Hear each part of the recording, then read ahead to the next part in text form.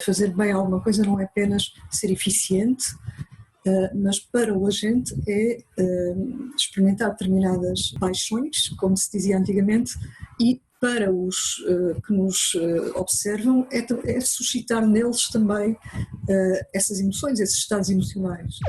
Ana Alexandra Branches, professora de Filosofia na Universidade do Minho.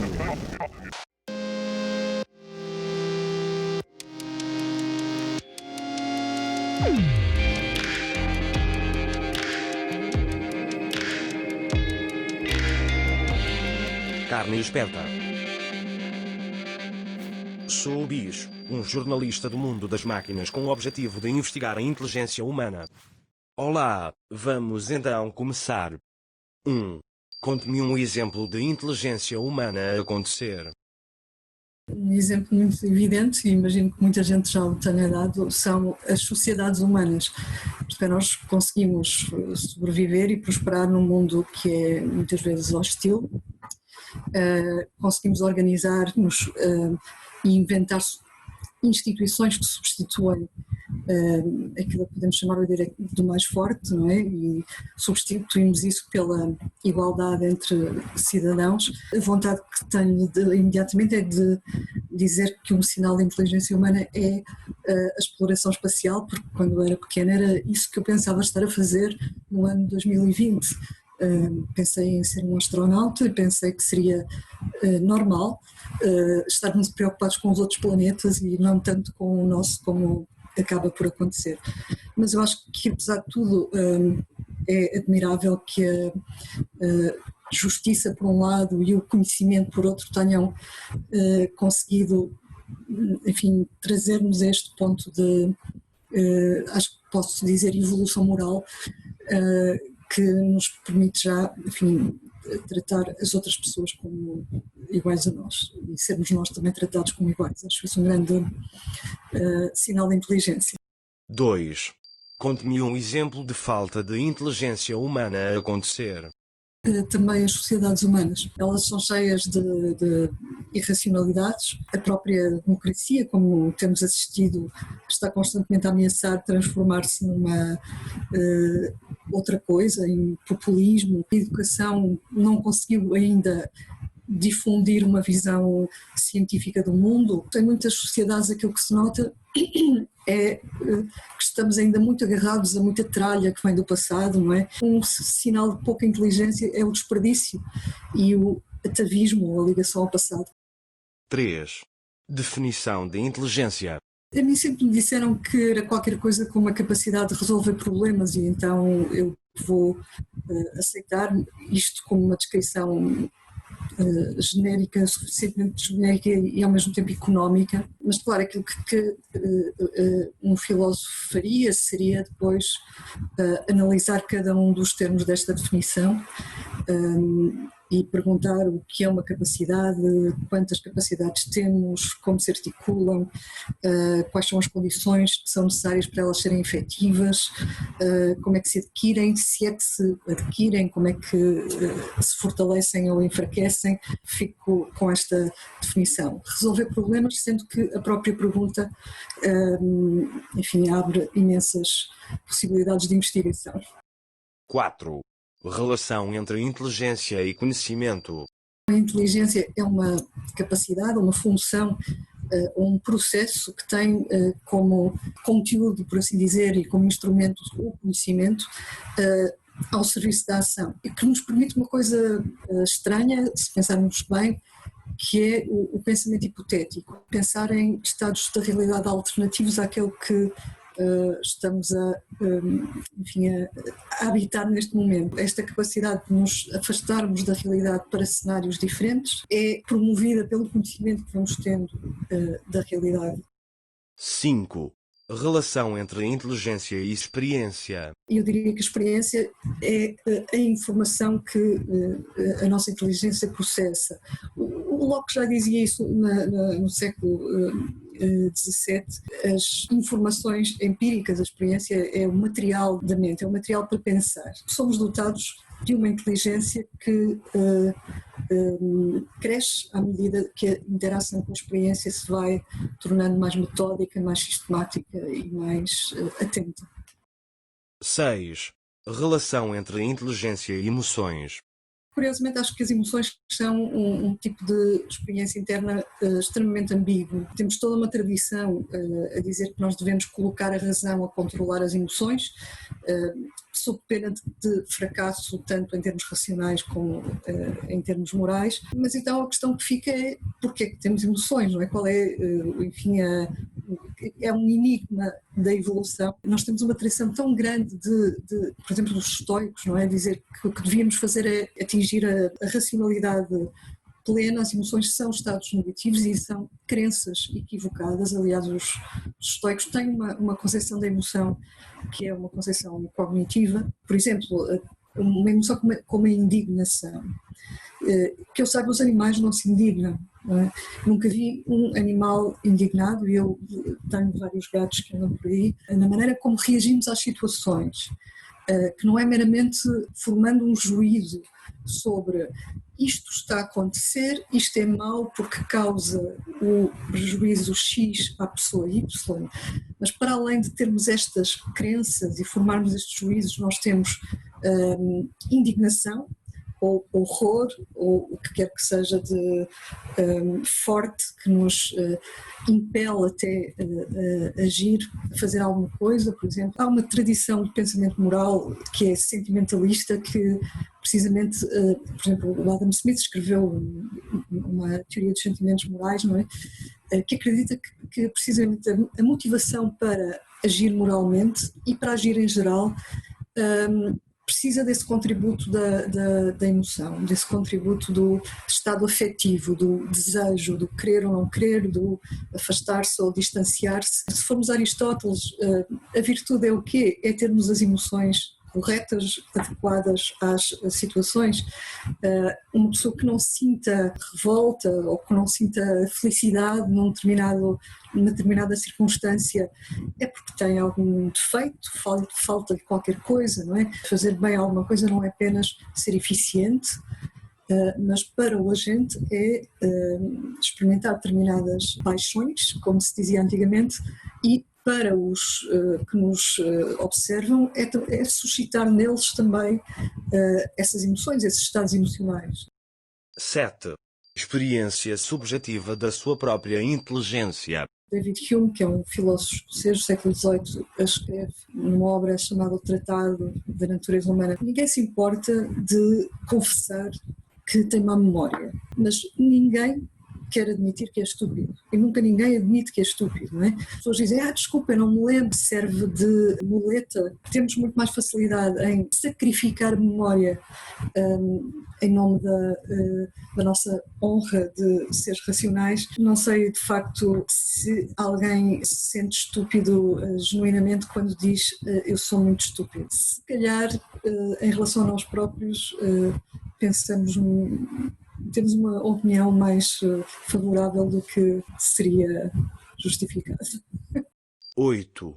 O que faz os humanos inteligentes para lá dos outros animais? Eu sou, enfim, da época de Darwin, não do Darwin estoico, mas do darwinismo como tese, como teoria científica e por isso vejo a nossa relação com os outros animais, vejo essas diferenças muito mais em termos de grau do que de diferença absoluta. Porque se nós virmos bem, os animais são capazes de muitas daquelas coisas que nós incluímos na ideia, no conceito de inteligência ou de comportamento inteligente. Ou seja, os animais são capazes de pensar em termos de meios e fins, quais são os meus meios para atingir determinados fins, ou seja, são capazes de pensar causalmente, é por isso que eles aprendem, que são capazes de aprender, sabem que se fizerem isto, acontece aquilo. Diria que há um grau de complexidade e de diversidade, no caso humano, que é muito maior do que no caso das outras espécies animais. Por isso, repetindo, é uma questão de grau, não há uma diferença absoluta entre nós e os outros animais. 9.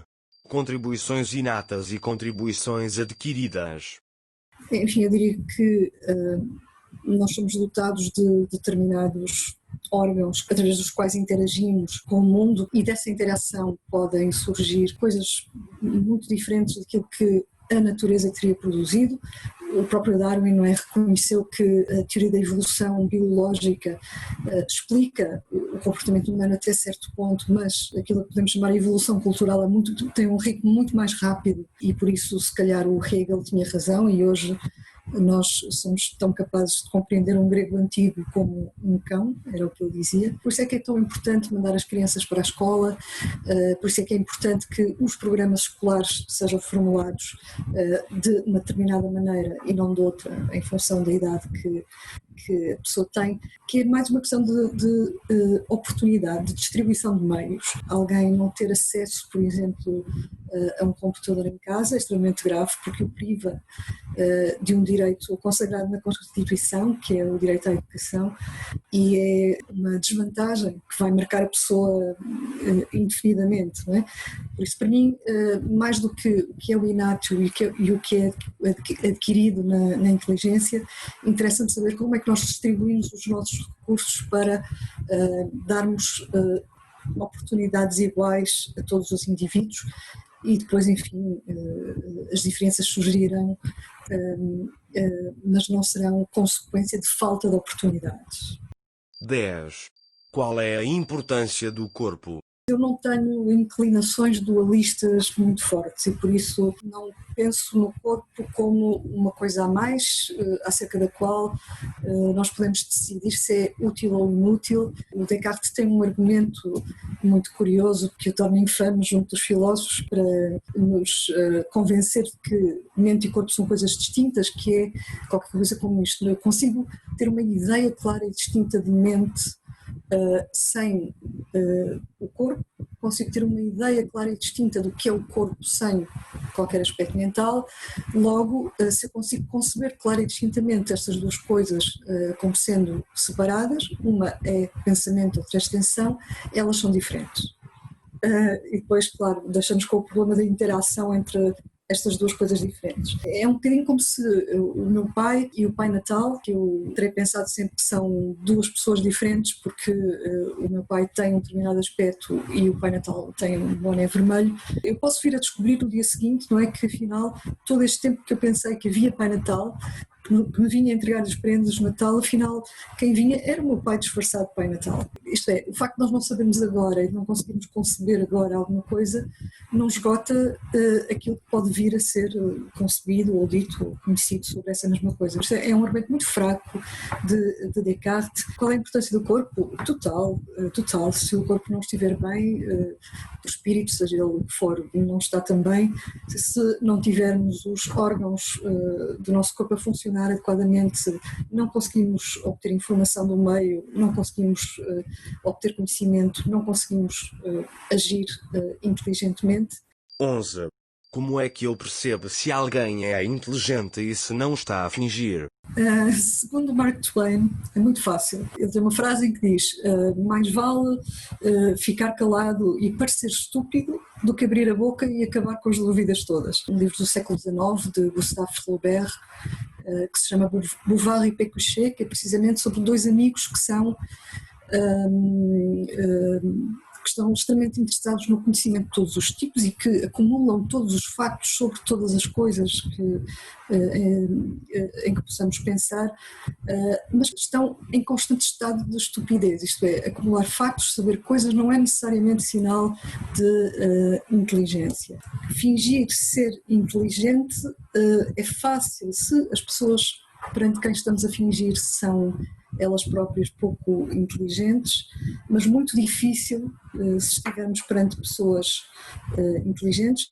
E há muitas estratégias para parecer inteligente, por exemplo, ser obscuro, escrever de forma obscura, tende a induzir em pessoas que serão então menos inteligentes a convicção de que estão a ler ou a ouvir uma coisa profunda. Eu diria que é um sinal muito promissor de que vale a pena ler alguém é que essa pessoa escreva claramente e que use o mínimo de jargão possível, que não fale como se houvesse um clube e uma linguagem privada. Há um certo desprezo pelo leitor que é cultivado por pessoas que escrevem de forma deliberadamente obscura. No caso de Kant, por exemplo, é muito visível o esforço que está a ser feito para ser claro, ao mesmo tempo que se sente necessidade de usar uma série de termos com um sentido muito técnico, muito preciso, que eles podem não ter em outros contextos. Mas o que é facto é que Kant faz o esforço de ir constantemente clarificando as suas noções, definindo os conceitos que está a usar, porque a ambiguidade é uma forma de má-fé. É? Porque ser ambíguo é uma pessoa ocupar um lugar do qual pode fugir, apelando para eu não estava bem a dizer isso, estava a dizer outra coisa qualquer completamente diferente. 12. Qual o humano mais inteligente que conhece? O que é aborrecido em perguntas quantitativas como esta, em fazer determinações de quantidade, qual é o mais, é que há sempre um mais um. Não é? Nós podemos sempre adicionar mais uma unidade ao que quer que seja que estamos a medir. E por isso esta pergunta faz-me lembrar o Thomas Hobbes, um dos seus argumentos contra o estado de natureza e contra a força como solução para o problema da interação e da cooperação entre as pessoas, que é o seguinte: nunca ninguém é suficientemente forte para que o seu inimigo seja incapaz de, recrutando mais alguém, ser mais forte ainda. Ninguém é suficientemente forte para se sentir completamente seguro, e suponho também que ninguém é suficientemente inteligente para não ser ultrapassado eventualmente por alguém. 13. Como varia a inteligência do humano para humano? Há uma ligação muito forte entre a variação das capacidades intelectuais das pessoas e a distribuição de recursos. É possível que, enfim, nas favelas do Rio de Janeiro haja um gênio matemático que nunca irá mostrar ao mundo a sua genialidade, porque pura e simplesmente não tem oportunidade para isso. Para mim, a variação da inteligência é uma coisa importante na medida em que pode ser um indicador de injustiça na distribuição de recursos e de oportunidades. 14. Como é que um humano pode aumentar a inteligência? Eu diria que há duas coisas que podemos fazer, que são treinar e arranjar acessórios como qualquer outra capacidade. Se eu quiser correr a maratona, convém que treine para isso, não é? E que, por exemplo, arranjo umas sapatilhas adequadas. Os livros, não é? Os livros são uma das ferramentas principais de exercício mental, e a interação com outras pessoas, conversar, que é uma coisa muito difícil de fazer hoje em dia. A inteligência tem de ser treinada, não é uma substância, não é uma coisa que se despeja aqui ou ali, é uma atividade. 15. O que ainda irrita na inteligência artificial? Eu nunca me senti irritada pela inteligência artificial. 16. Impacto positivo da inteligência artificial. Torna a vida mais fácil, a vida mais confortável, e algo que a inteligência artificial nos dá, que é extremamente precioso, que é tempo. Nós, enquanto espécie, temos tido pouco tempo porque a sobrevivência tem sido uma tarefa extremamente dura para a maior parte da humanidade. Eu acho que ter tempo é importante porque, tendo tempo, nós podemos tornar-nos mais complexos, podemos exercitar mais a nossa inteligência em assuntos que não são, obviamente, relacionados com a nossa sobrevivência. O Marx tinha uma visão do trabalho como alienação, que precisamente envolve esta questão do tempo, o trabalho do operário que tem que vender a sua força de trabalho 12 horas por dia, simplesmente para poder sobreviver, e por isso está excluído da humanidade plena. O paraíso comunista seria, o Marx nunca diz o que vai ser, não faz propriamente uma descrição detalhada, mas diz qualquer coisa que, apesar de poder parecer paródia, talvez não seja muito longe daquilo que ele imaginava, é que o mundo pós-capitalista seria aquele em que Eu poderia pescar de manhã, ler um livro à tarde e fazer experiências físico-químicas à noite, ou seja, seria o mundo em que haveria tempo para eu fazer e ser as coisas mais variadas. 17. Impacto negativo da inteligência artificial. Eu vejo dois, principalmente. Um é, paradoxalmente, uma simplificação da nossa existência. A inteligência artificial pode reduzir a vida das pessoas a um conjunto de rotinas eficientes. Aliás, basta olhar para a maneira como o mercado funciona. Eu sempre pensei que quando os liberais defendem o mercado livre, dizendo que toda a gente beneficia com isso, por exemplo, que as pessoas vão poder ter aquilo que querem porque havendo oferta, havendo procura há oferta, mas eu não vejo exatamente isso acontecer. Eu vejo as grandes empresas a tomarem decisões acerca do que nós devemos querer ou deixar de querer e por isso a conduzir-nos de forma mais ou menos evidente em determinadas direções. E um problema associado a esse é o controle.